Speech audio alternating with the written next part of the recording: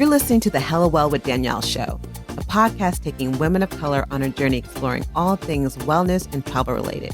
We're all about showing you how to put on your oxygen mask first and creating lasting self-care habits that will free you to travel the world and live the life you truly desire, and not one you have to fake loving. I'm your host, Danielle Washington. Now let's buckle up and start this journey.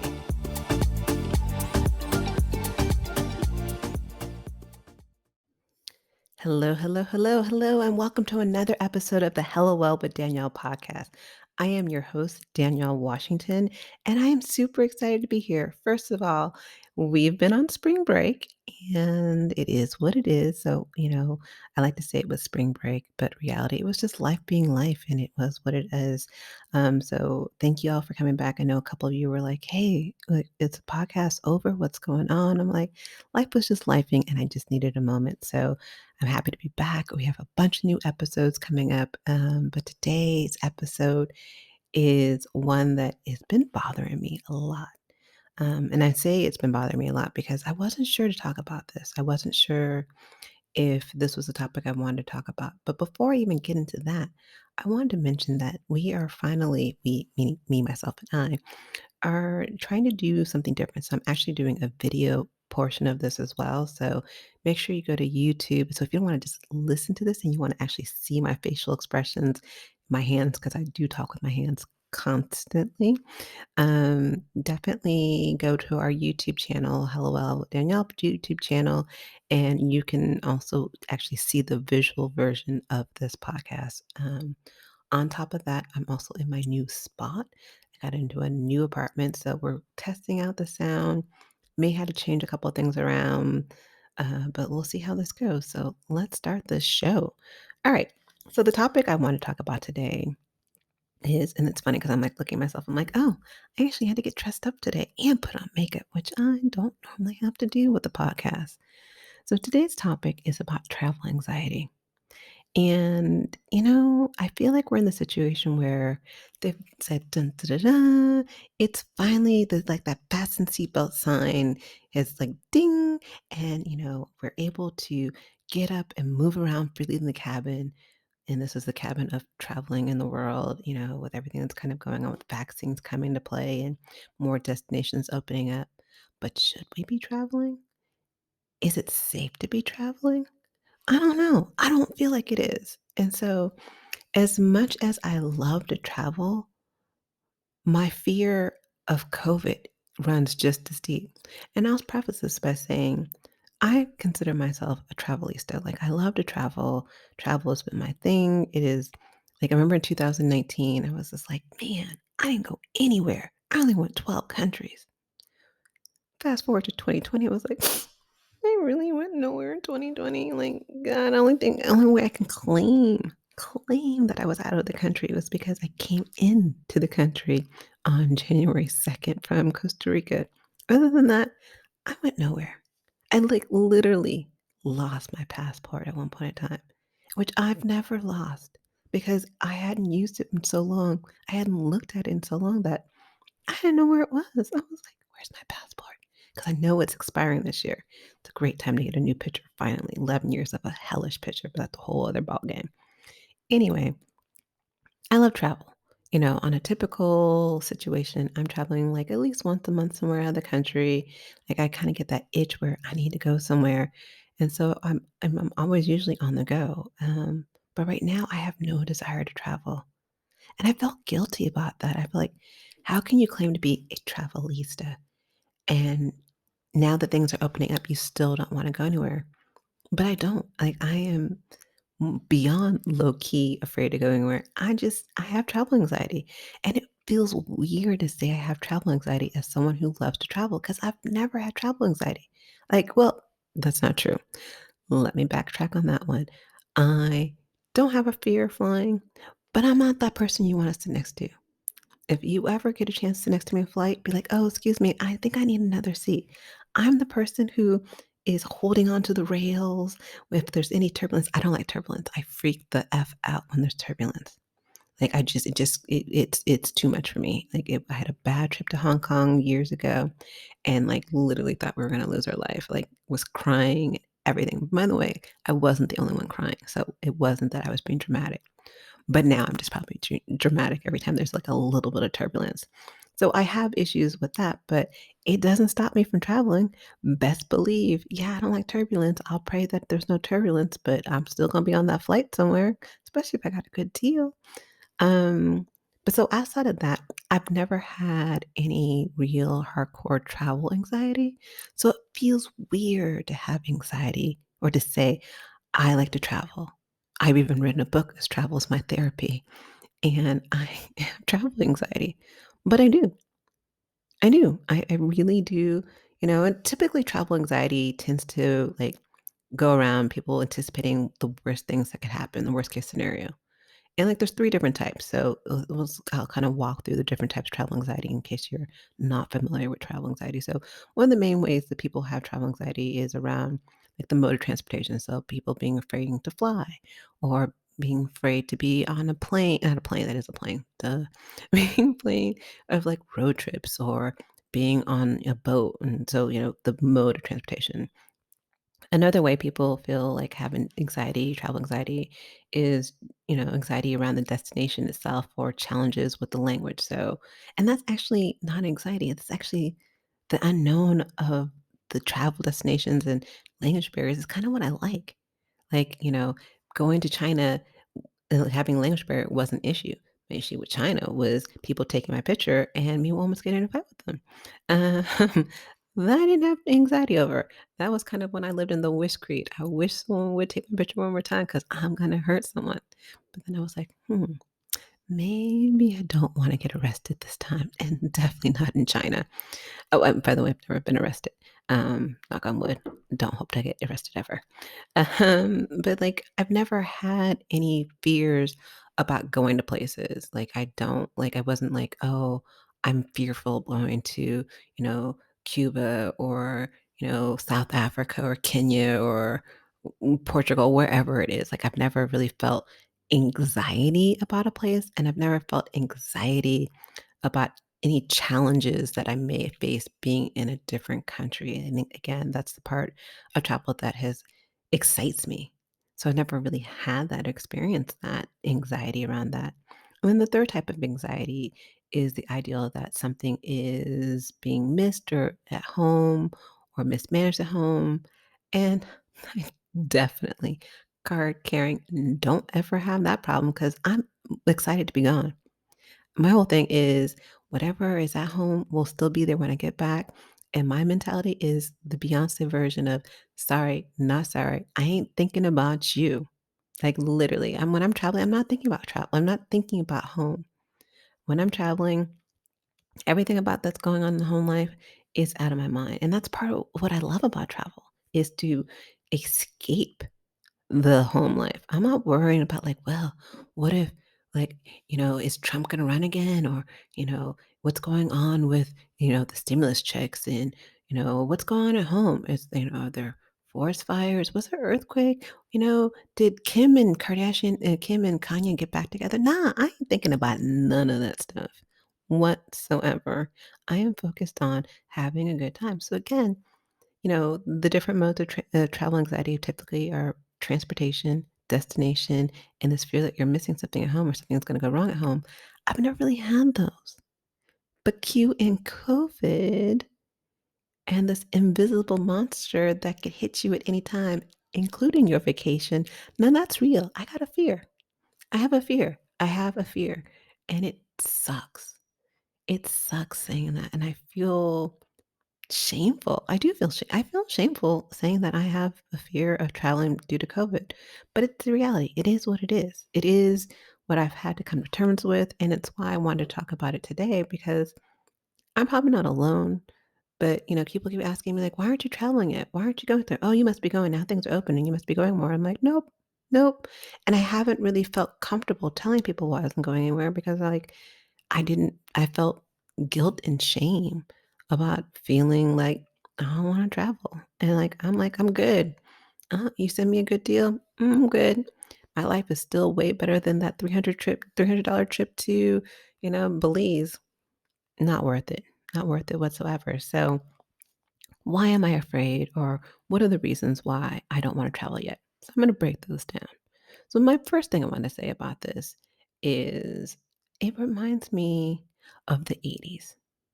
I am a child of the 80s. So if you think about the 80s or if you know anything about the 80s, in the 80s, you had the sexual revolutions of the 70s and the 80s, boom, AIDS came. And that shit was real. So I almost think of COVID as like this like STD, or like, Tiffany Haddish did this like awesome skit. I think it was a movie called You Lead Departed that was on Amazon. And she compared hiking without a condom as like the new fucking without a condom.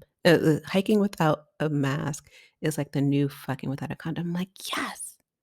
And that's what COVID is. Like, I don't want to get STD. I don't want to get the clap. I don't want herpes. I don't want any STD.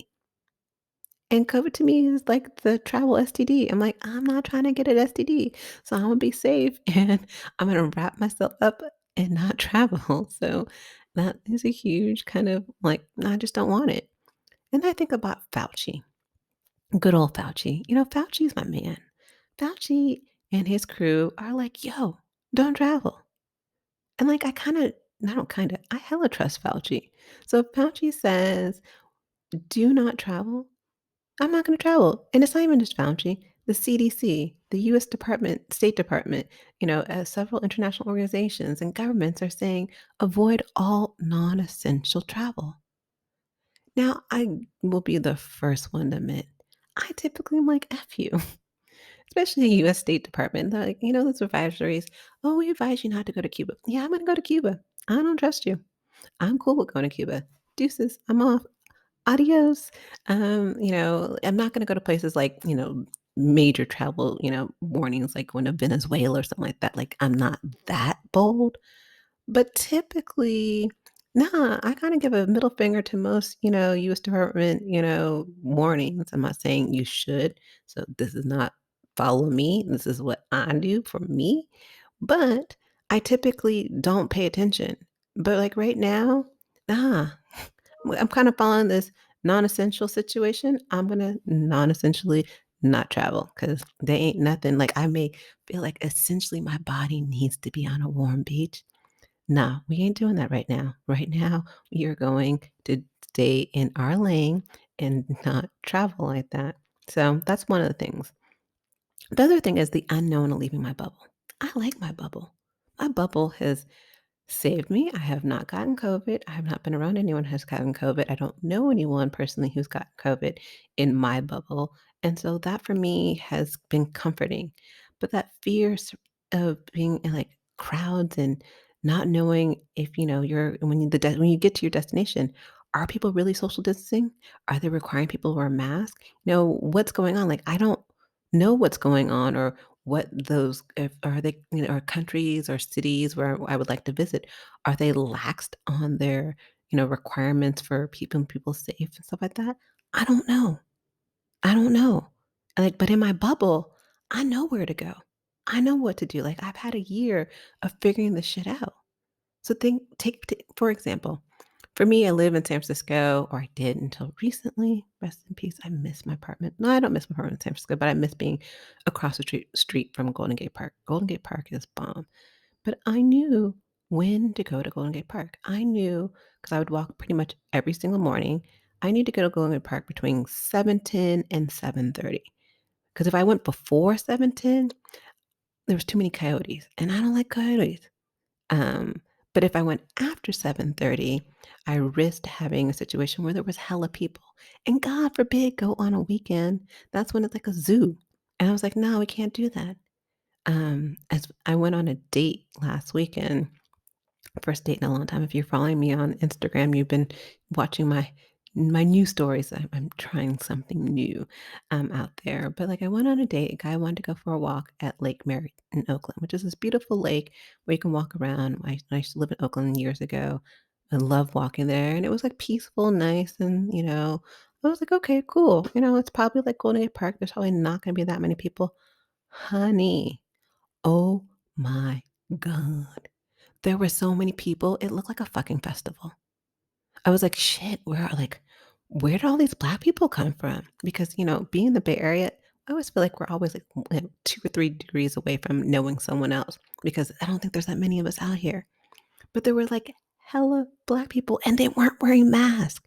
It felt like a festival. It reminded me of being I'm so dating myself. It reminded me of being like at the festival at the lake, which was kind of like our version of Freaknik back in the day. But like it was just there was just so many people and it gave me anxiety. It gave me like hardcore, like, why am I here? Like he ain't even that cute. And I really will never see him again. Like, is it wrong for me just to leave him? Because I give the case of saying I have anxiety. I really did think about that. But I was a sport and went through it the entire date, but had major anxiety. And that's what happens when I go outside of my bubble. Because when I stay in my bubble and I go places that I know that where I have vetted and have been around it long enough to know it's okay to go at this time, there's not going to be that many people, I feel more comfortable. And I can't do that in my travel if I travel internationally because I don't know what's going on. When traveling internationally, you just don't know you don't know the decisions others are making and how those can affect you. And that really, affects how I feel about traveling internationally right now. And then I also think about, okay, let's think this through. What if I get to a point? No, mm-mm, correction. When I get to the point of saying I'm ready to travel, because it's a win. It's not if, it's when, because I'm definitely going to travel. But when I get ready to travel, how do I strike the perfect balance between safety and enjoyment? Think about that. Finding that balance between being safe and feeling safe, but also enjoying yourself. Because I'm not paying money to go sit in an Airbnb in another country. That's pointless. That makes no freaking sense. So that's not what I'm about to do. But, like, if I wanna go places, like, especially right now, can I really enjoy the places I wanna go? Like, are the beaches open? Like, is it because how close to normal travel is it at the different destinations that I would like to go?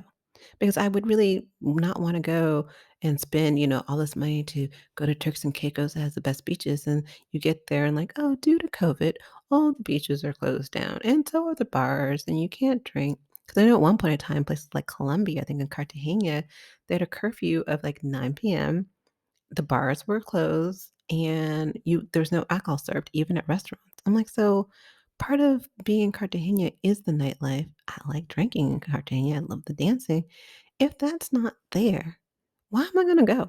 Like, why would I waste my money to go something like that? And so I also think about like, so if you were a museum person and you really love going to museums, but all the museums are closed, well, is that really going to be enjoyment for you? Just to say that, oh, I was in Paris, but I did nothing but stay in my hotel.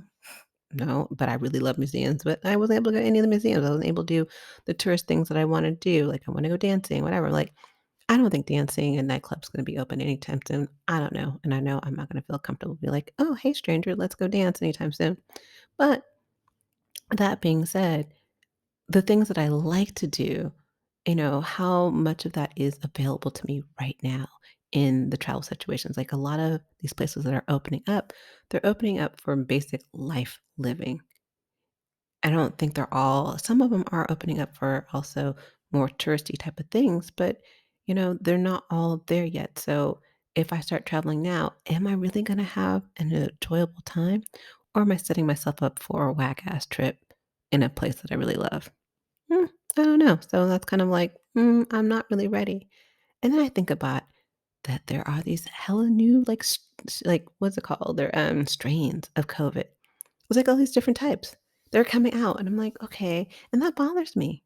I'm like, I don't know, it just kinda bothers me. I'm like, with so much coming out and there's so much unknown, I'm like, I still like to stay in my bubble. Like, I like my bubble. I, like, really love my bubble, and it is what it is, but, there's different, strains that are more contagious kind of does bother me. So, like if it was the one strain and it'd been out here for a year, I would feel a little bit more comfortable. But the fact that more strains are coming out and that these strains are being deemed as more contagious, I'm like, oh, it makes me nervous. And so it kind of makes me recoil back into, I'm not ready to travel yet. Because also, I didn't like crowds in the first place. I'm not the person who likes being in crowded locations, just in general. I'm that person who I love music festivals, but there's no fucking way I'm getting a general admission seat. Not anymore. Like, I will pay VIP, so I'm a little bit above and away from the like, a little bit less people. There's a shorter line for the bathrooms, a shorter line for food, and importantly, shorter line for drinks, and I can see better. So I will pay extra to be away from crowds. Like, I just don't like I'm not the person who you wanna invite to Disneyland or something crazy. You're not the person you wanna invite to a Trump rally for many different reasons, but especially because there's too many people. And, like, even in what's deemed as even if you look at what's not deemed as, like, 2 people in the normal lifestyle, but, like, in COVID lifestyle, like, it still gives me anxiety. I just don't like being around people, so you COVID just adds another layer of anxiety and what I deem as a crowd. The other thing I think about what comes into my decision in my travel anxiety, and this one's a real one, is that, I take care of my parents. My parents are both elderly. My dad had a stroke last year. God, it's almost a year since he had a stroke, but my dad had a stroke in the midst of COVID. And, both of my parents are older. And I would hate that I decided to go out of the country because I was ready to travel. I was ready to get my Instagram moment on. And I came back home and whoops, I gave one of my parents COVID. And whoops, one of them ends up in the hospital. Whoops, oh my God, now they're on a ventilator. Whoops, one of them's gone because I made the decision to travel. And that's probably one of the biggest reasons why I have travel anxiety and why I think I stay in my bubble in general, just in life right now. And it does suck. I mean, I won't lie, I am kind of resentful, but I also have to remember to tell myself, like, choosing, I chose to take care of my parents. I chose that I am, I have a large role in their caregiving situation and taking care of them right now. But it doesn't change the fact that I do feel that it kinda sucks that I now have to make decisions on how I move in my daily life and in my travel life based on their welfare. And yeah, it is what it is, and I try to see it from the brighter side of, it's my choice. It's like I don't have to. I get to make sure that they're safe as best as I can in my ability, what is in my control. But I would be lying if I said that it's not a frustration. It is a frustration, but it's a frustration that I'm choosing to deal with because 'cause they're my parents, and they are what they are, and so I take care of them, even though they aren't always the most grateful ones, but we do what we do for our parents sometimes.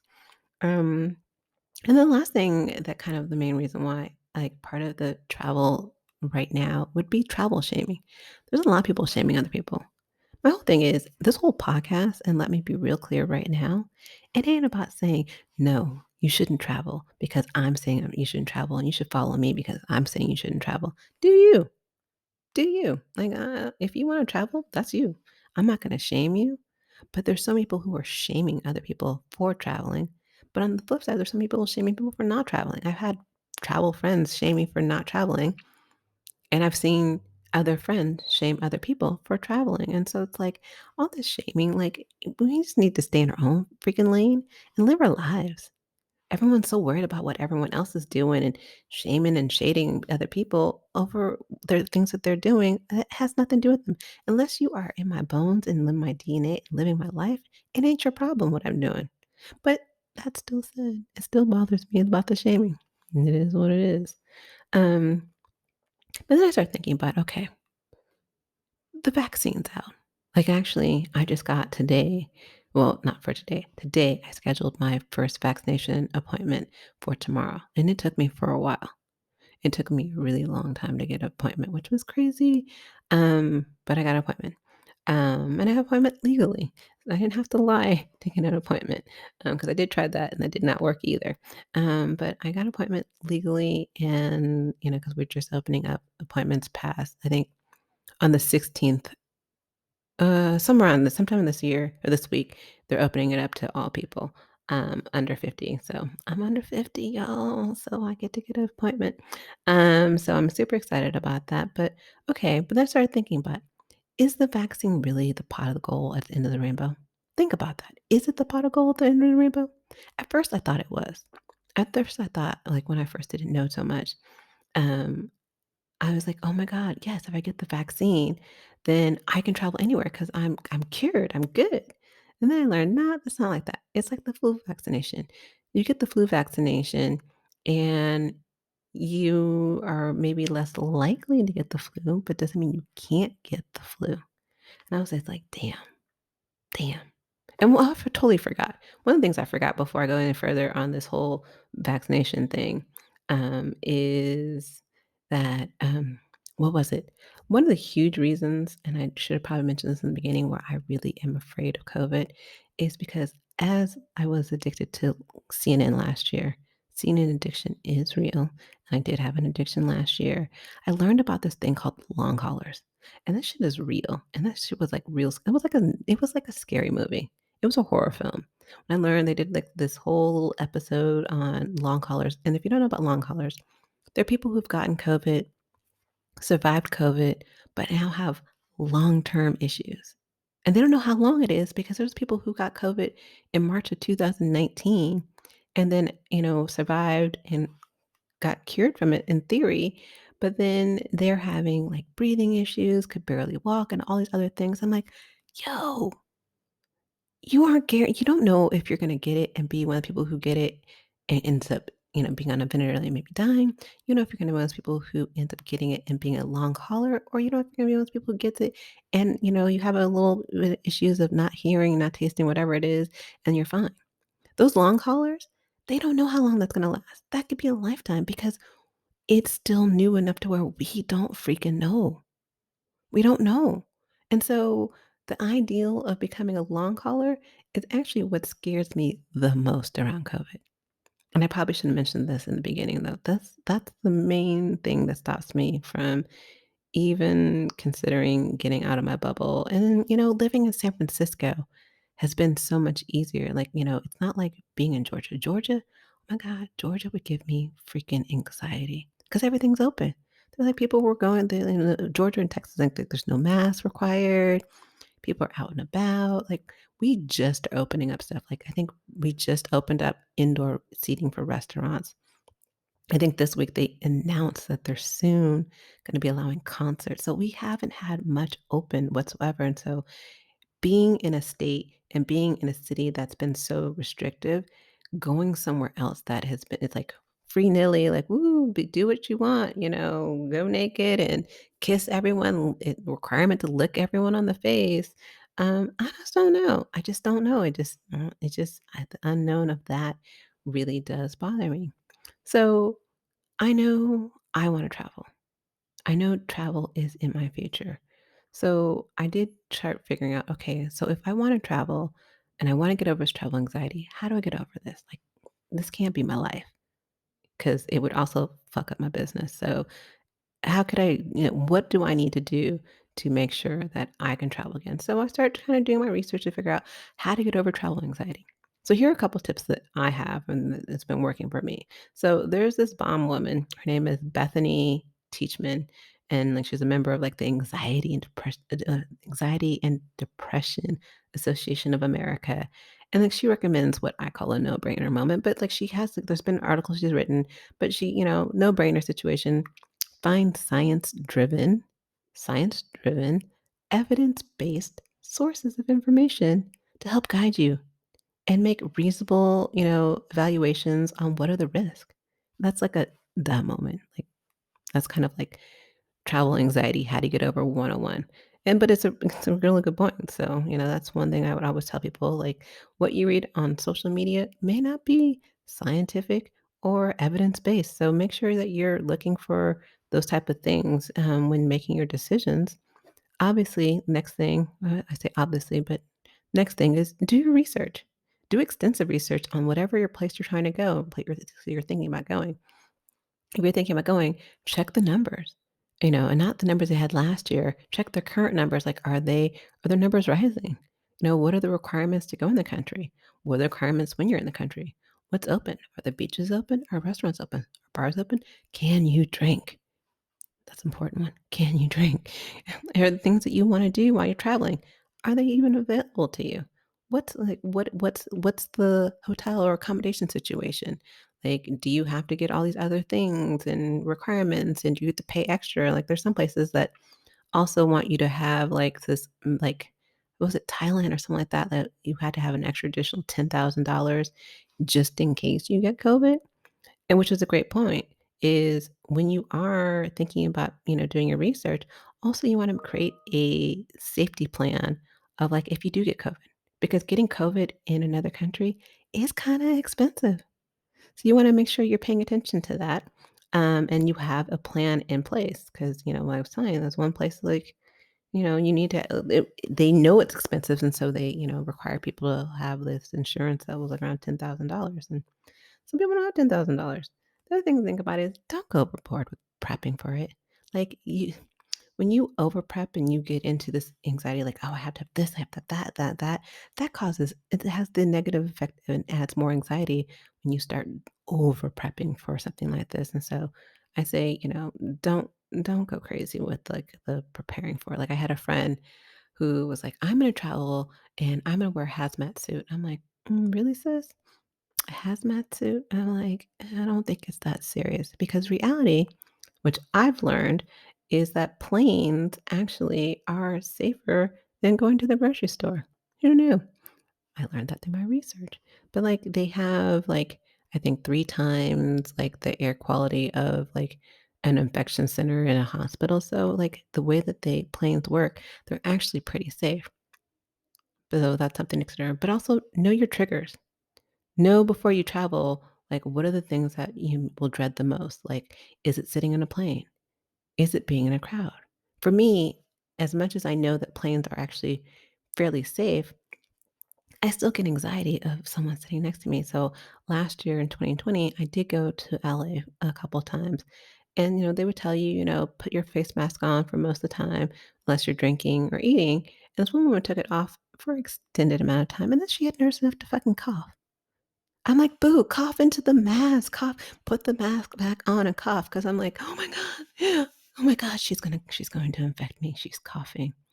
And normally I wouldn't stress about that, but in this COVID times, it did bother me, so it was one of my triggers.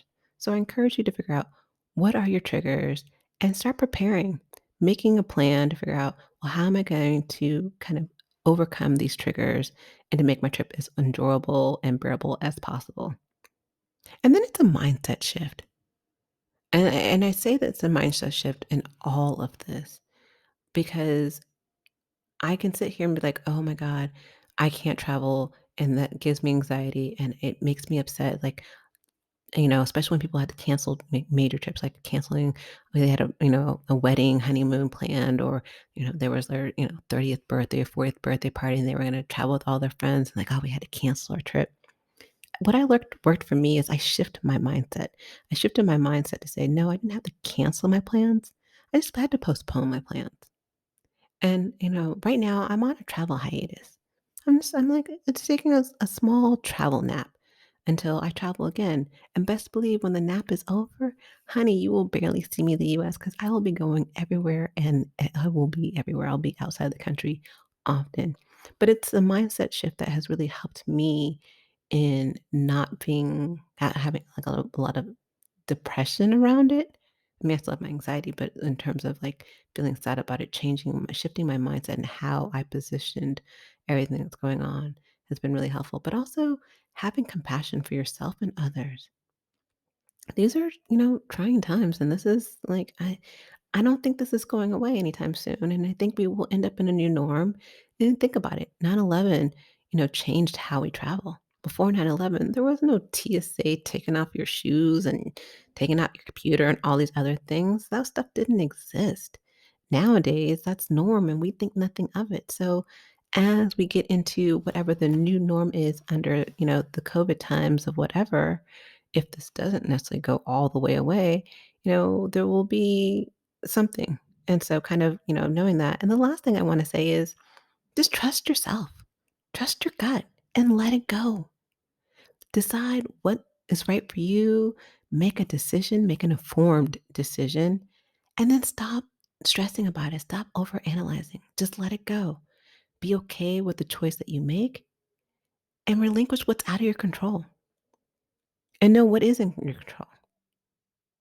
And, there's things that you can't control. You control wearing a mask, you can control where you're going, you control your choices, but relinquish what's not in your control because having anxiety over what you can't control is not going to be helpful. And so, like, I can control that I don't feel comfortable going further out of my bubble, so I can control where I go.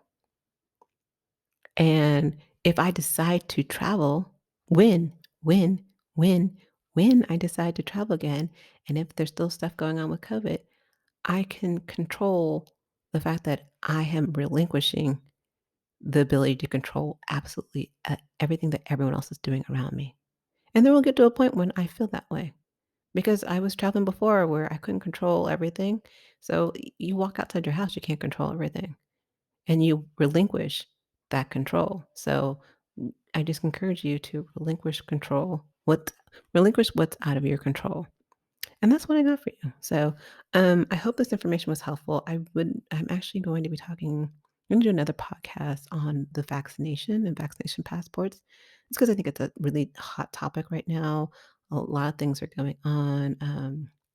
Even recently this week, the airlines were talking about cracking down on people providing fake COVID test results, which I'm not mad at people for doing it per se or being that creative. And people are faking vaccination passports as well or cards. But you know, I won't even go into that. So, but yeah, so I want to kind of break down what's going on with that and kind of what I see, the trend, what's going to happen, and kind of to help you guys kind of navigate that stuff if you are planning on traveling, because I do think vaccinations, especially internationally, are going to be key in knowing kind of who's doing what and what apps to use and what you need to have and what you need to protect and stuff like that. So look forward to that. And then we'll be doing more podcasts. So spring break is over. We are here every Sunday. The Hello Well with Danielle podcast will be here. Again, I thank y'all for rocking with me, giving me grace the time that I did need to have a small spring break. We are back. We'll have more episodes on travel as well as wellness and really focusing in on busting up some of these norms and really getting into the heart of what it means to live hella well. So I hope that you join me. Other than that, thanks again for another time hanging out with me.